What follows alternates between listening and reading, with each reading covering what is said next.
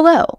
In this segment of our Practice Law with AI Without Losing Your Law License webinar, you will get ideas for how to use AI in your practice, from communications and research tasks to pleadings, contract development, and marketing efforts. If you want to see more Justia videos on law practice and legal marketing, be sure to subscribe to our channel. So now that you know a little bit more about what AI is and how it works, and that was a very high-level discussion. Like I said, I would refer you to that detailed presentation Tim and I gave back in March on using ChatGPT for a little bit more in-depth discussion of AI and how it works, especially from a technical guru like Tim.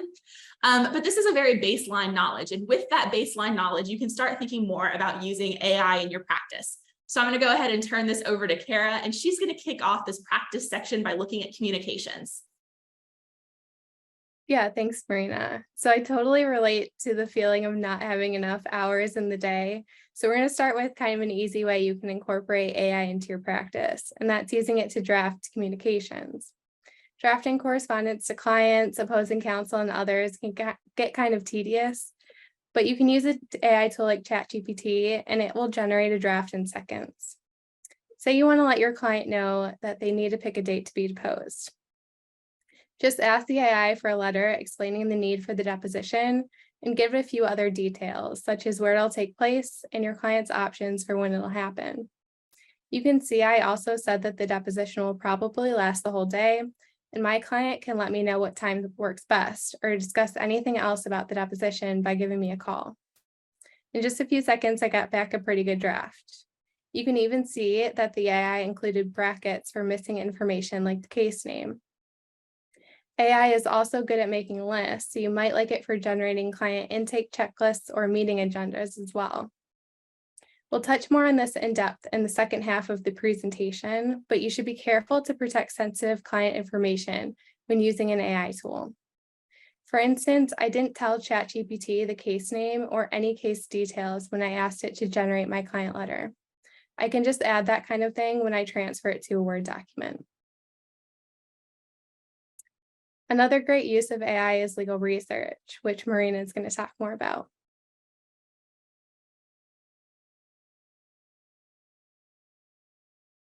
Sorry, guys, about that. We're still, 3 years into this, and I can't control the mute button. Basically, what you're looking at now is research. And so research can be one of the most time-consuming legal tasks that you do, especially as you're getting into a new or unfamiliar area of the law. And AI can help you streamline that. So when you get into it, you've got the usual players in your research. I would guess that most of you are probably familiar with either Westlaw, LexisNexis, or both. When you look into some of the data, I believe it's something in the neighborhood of 50% of law firms subscribe to both platforms. But when a law firm is choosing one or the other, the significant majority of them seem to choose Westlaw as the most popular platform. So with that in mind, we'll use Westlaw and how you can kind of use AI with Westlaw to amplify your research a little bit more. So if you've used the Westlaw Edge platform, you probably have seen pop-ups asking you to look a little bit more at some of their new AI tools, like litigation analytics, quick check, jurisdictional surveys, and they prominently display those on the page for you. So when you get into quick check, basically what they say is that they can help you check your work, analyze your opponent's work, and check judicial authorities. And so they say upload a brief and it can check for overruled cases. You can have it look for new authority or related laws. It claims to be able to identify vulnerabilities in your arguments and identify areas where you need to be able to bolster your argument a little bit more and make suggestions like that. And with Westlaw Precision, which is another Westlaw product, they will analyze more documents than ever before they claim. They integrate these tools, and then they can analyze a document for you that does not even contain citations. You just choose the jurisdiction in which you want them to perform your legal analysis, and it will look through that and offer suggestions to you. Now, I personally have not used these tools. I can't tell you how effective they are, but it's very cool that a player like Westlaw has them out there. And with this being the core of their business, I expect that they're probably pretty useful for most lawyers. Same thing is you can get into litigation analytics with Westlaw. And so with litigation analytics, you can check the authorities cited by judges and use that to help you craft better arguments. So it can say, in theory, this case is most frequently cited for this point by judges. And so you can make a stronger argument by choosing a case that is well accepted to represent that proposition or principle for your matter. It can also give you better insights into judges, how they typically rule, potential damages in your jurisdiction, law firms that you're going up against, attorneys that is your opposing counsel. And so Westlaw is taking advantage of AI tools to go ahead and jump onto this bandwagon a little bit. And to kind of put a note in here about this, Westlaw is continuing to focus on AI. They bought Case Text recently. If you didn't see that in the news, again, to, in theory, bolster their AI offerings even more with a company that's been focused on AI. So definitely keep an eye out on what they're doing over there at Westlaw, because I suspect that their research tools will continue to improve using AI to help streamline some of that for your practice. There are additional benefits too, beyond just new ways of researching. So for instance, it's difficult to use queries sometimes when you're especially new to research, or when you can't think of when you need an and, when you need quotation marks, when you need the plus mark to get back the response that you need. But AI can help you search using natural language queries, which is a lot easier, a lot more like you talk to each other, the same way that you would look for something on Google. AI makes that more possible. There are more advanced tools out there for you that claim they can write your entire legal memo, or that they can predict case outcomes by reviewing public records, dockets, and jury verdicts. Again, identifying those patterns that it sees and using that to complete or auto-complete or predict what it thinks would happen in your matter. Now, the note here is that you need to exercise caution. That you shouldn't trust quotes generated by an AI tool, that you should treat your tool's research like you would a law student or a legal assistant, because you cannot, you don't want to be in the same position Mr. Steven Schwartz was in. You don't want to be before the judge saying this is law when it is not. So you need to have a very watchful eye. As much as AI might streamline some of this for you, check, and be cautious. You can't assume that it knows the latest case or the most accurate case for your practice. Now, turning from research, there are, again, even more areas in your practice that might be served by the use of AI. So I'm going to let Kara take it away talking about how contracts play into this. Yeah, so AI can be a huge time saver when it comes to contracts. You can use AI to quickly identify relevant information with contracts, like termination dates, deadlines, things like that. You can also use it to summarize important contract provisions. This kind of summarization is useful in two ways. First, generating summaries can help you as a lawyer read and analyze contracts more quickly. This can be really useful when you have a lot of contracts to review, like you might if you're conducting a due diligence review in a corporate transaction. Second, it can give you a better idea of how you'd explain a contract or a particular provision to a client, since the summary will likely be simpler and easier to digest.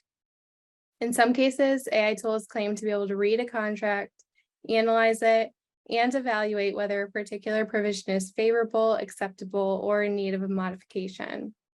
You may have heard of Spellbook, which is on the screen. It's a tool that claims that it can review and draft contract language for you.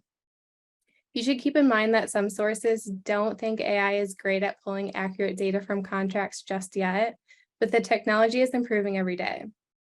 While AI might not work perfectly today, it's a good idea to get used to using it in a legal context and keep up to date on potential uses, improvements, and remaining limitations, whether you'd use AI for contract review or one of the other potential applications we've covered. I'm going to hand it back to Marina to talk some about pleadings. Yeah, thanks, Kara. Hold on, I don't have control of the slides for a moment there. Okay. Yeah, so looking into pleadings, again, too far. There are people out there that suggest AI can help you draft your pleadings. And so Kara just mentioned that Spellbook is out there. I see Spellbook ads every day. Maybe you do too. But one of their software's claims is that they can draft your pleadings for you. It proclaims itself to quite honestly be a chat GPT for law firms. And so, that might be an interesting possibility to explore there and see how it actually works in the future. Of course, with that cautious and watchful eye. There are some that claim you can use ChatGPT to draft a pleading for you, or at least a sample pleading. So this link, if you go to it, has a little bit more information on that from Arizona law about how you could potentially use AI to draft a sample pleading. Keep in mind, though, that there are some terms of service here. And so one of the things is that ChatGPT's terms of service basically say you cannot use it for legal advice, the unauthorized practice of law, those kinds of things. So you have to be careful about what you're asking it for. So I wanted to test this proposition, right? I saw this article from Arizona. I saw that perhaps it could be used to help you with pleadings. And so in preparation for this presentation, I said, all right, ChatGPT, let's see what you've got. So I asked it to draft me a slip and fall lawsuit that I would file in the 19th Judicial District Court in Louisiana. And that's the only information I gave it. And as you can see here in our slides, the software came back. The system said, I'm sorry, I can't assist you in drafting that slip and fall lawsuit. You need the expertise of a legal professional, and then goes on to talk about why you need a lawyer, legal knowledge, and basically refer me to an attorney that I should consult with someone if I need a pleading drafted. However, I changed what I asked GPT a little bit, and it did indeed give me a sample query. So I said, hey, my client was injured while they were working in a grocery store. Draft a sample complaint that I'm going to file in Texas State Court. And instead of giving me an alert or saying that it can't do that, or referring me to a lawyer, ChatGPT started drafting the pleading. Like Kara noted, they put brackets in where they thought I should sub in information. And I'm not a Texas lawyer. I can't tell you whether or not this is a great pleading shell or not. But what I can say is it seems at first glance to have a lot of the portions that you would need of a pleading, from your factual background to your causes of action to your number paragraphs. So it may be that you're able to use tools like this to help streamline your process of drafting pleadings, even if it's just to go ahead and get a shell going or to get, some ideas on structure. Beyond that, you need to keep in mind those cautions that we were talking about, though, because even if you manage to use ChatGPT, Spellbook, or some other AI tool to help you draft those pleadings, you need to keep in mind that you have to always treat with caution, right? You're going to want to refine that content. You're going to want to make sure you're looking at it with a watchful eye. Treat it like a law clerk. You at the end of the day have that ethical obligation, right? You are the one who has that duty of candor to the court. You are the one that has the professional responsibilities to your client. You're the one who is in charge of all of that. And so you just want to make sure that even if you use a tool to help you draft that pleading, that you're ultimately the person that went through, looked at it, checked all those pieces before you sign your name to it and file it. Now, outside of contracts and outside of pleadings, another area that takes a lot of time and a lot of lawyers practice, especially if you're litigating, is discovery. And so discovery is another area where you might be able to use AI to streamline things for you. There are a lot of possibilities out there. So I mentioned case text before and how Westlaw has reached a deal to purchase them that should go through any time now. But case text proclaims to be your new AI legal assistant, and that it has this co-counsel product that does things like document review, and that could help you in your discovery efforts. You've got Disco that says you've got e-discovery features, leveraging powerful AI that can help you seamlessly, improve your discovery processes. So what it all comes down to is there's a world of possibilities out there. You can train AI tools in theory to categorize documents. Some suggestions out there say give an AI tool a sample of documents that have already been classified by a lawyer. Ask it to identify relevant information in large files. Ask it to summarize the relevant information for you, especially in like e-discovery productions. And then you have to keep in mind, though, even when you're doing these things like technology assisted review, which is something that people have been doing in large law firms and seems to be fairly common across the board in some respects, is that you can review and code, seed sets of documents, and the computer's trained along the way, along the same lines as lawyers, to also help review and, cut down on the amount that you've got to review. So even in this, which has become a, generally accepted practice, as well as the new frontiers where you might be able to use AI to assist in your discovery, you still have to take those reasonable steps to ensure that you are as hands-on as you need to be, so that you're aware of what's in the documents, that you're not missing something super important. Or for instance, if you're using AI tools to help you create a production, to ensure you're not avoiding privileged information. And now there are companies out there that promise that they can do all of this for you, technology assisted review, streamline those processes, cut out some of the middlemen and contract attorneys that you might need for e-doc review. But at the end of the day, I don't know how good they are. They promise to do a lot of things. There are split reviews about this out there. There are some lawyers who think they are a godsend. And there are some lawyers who claim that this technology overpromises on what's available to you. I think at the end of the day, you're going to have to make that call for your practice. Is this AI tool a good fit for you? Is it really streamlining things? Is it really helping? Is it something you're willing to incorporate into your efforts? So at the end of the day, it's going to end up being your own professional judgment and how much caution you want to exercise in that arena. The bottom line is that there are AI tools that claim they can help you with the discovery process. Now, it doesn't stop there. There's even potential for trial. So I'm going to let Kara talk a little bit about how AI can help you prepare for your trials. Yeah, so I mentioned earlier that AI tools tend to talk back to you in a way that's very convincing and persuasive. And you can use this to your advantage when you're preparing for trial. One thing you can do is use AI to generate persuasive arguments or engaging narratives to explain an issue in the case. Even if you're not sold on the narrative or the argument that AI comes up with, it can save you a lot of brainstorming time and spark some inspiration. You can also ask for summaries of important laws, legal concepts, or jury instructions in your case. This can be really helpful in figuring out how to simplify and explain such important things to a jury. If nothing else, it can help you get over the trouble of staring at the blank page. Then you can turn back around and pitch your arguments to the AI like you would in a mock trial. Whether you have specific arguments in mind or you want some new ideas about how to get a jury on your side, creating an AI tool can be a great addition to your trial prep. While I don't think AI will completely replace mock trials anytime soon, using AI can be a good option when you can't dedicate that time and resources to the real thing. For example, you can see on this slide, I gave the AI tool some general information about my water contamination case, which might look a little familiar to you. And I asked it how I can convince a jury that my client's injuries were caused by the gas and electric company. It gave me 8 different ideas for how I might do that, like talking about scientific studies that link groundwater contamination to the kind of health issues my client experienced, or showing patterns by talking about the health issues my client's neighbors experienced in the same time frame. I then asked it a follow-up question about what kind of personal experiences would humanize my client, and it gave me 6 more suggestions. It might seem like obvious to me that I should highlight my client's physical and emotional suffering, but it also gave me some good ideas about showing how the contamination affected my client's relationships with others, the impact on my client's community as a whole, and how my client has had to make certain lifestyle changes that a juror might really relate to. Finally, AI tools can be helpful to get yourself organized in preparation for trial.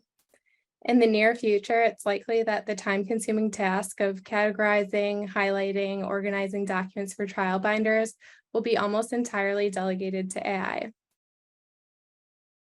So that's kind of what we have for you in regards to using AI in your legal practice, but it's also a really great tool for marketing your practice. So I'm going to hand it back to Marina to talk a little bit more about that.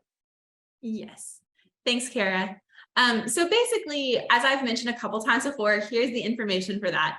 Tim and I did a presentation a couple of months back about using ChatGPT for your law firm marketing content.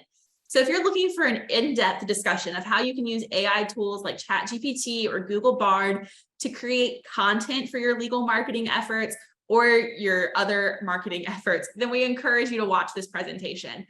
It is available for all of our Justia Connect Pro members through our Justia Connect Webinars Center. So there is that for you. However, this presentation is also available on YouTube in its entirety. So any of you who are not a Justia Connect Pro, you can also head over to our YouTube channel to go ahead and watch Tim and I talk about ChatGPT.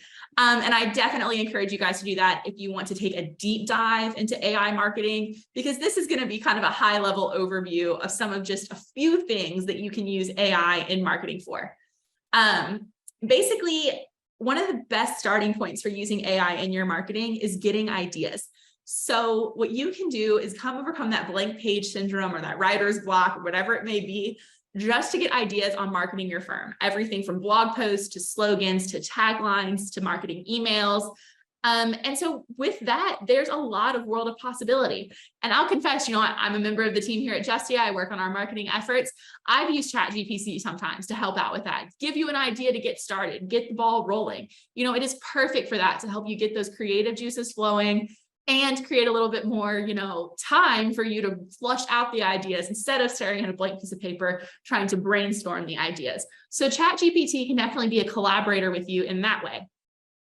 There's also a suggestion out there that you could use ChatGPT to create, some sort of chat bot for your website that would help you, create better relationships with your clients by doing some of those preliminary intake tasks, going ahead and getting information.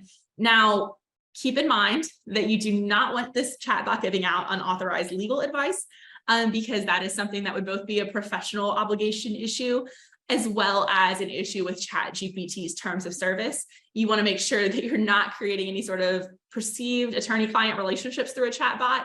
But, it is out there, and it is something that you might be able to do to kind of give yourself a different touch on how you're creating relationships with new clients. And this is that policy I'm talking about from OpenAI that talks about not engaging in the unauthorized practice of law. So if you want to look at that excerpt for yourself, that's there for you.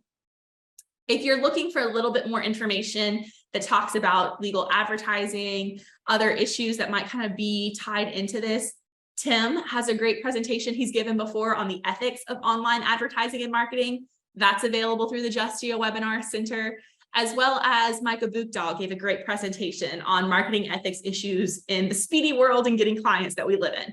And so that is also a presentation available through the Justia Webinar Center to our pro members. And as a bonus, to the extent that CLE is available in your jurisdiction for those, I believe each of these is accredited in California, those pro members can also get on-demand CLE credit for watching these programs. So that's definitely something that is out there for you. And I encourage you to take advantage of the opportunity to get that detailed information from these guys. They're great presentations if you haven't seen them. Thanks for watching. We hope you learned more about the various tasks AI can help you with within your practice. Remember to hit the like button and subscribe to our channel for more law practice and legal marketing videos. See you in our next clip.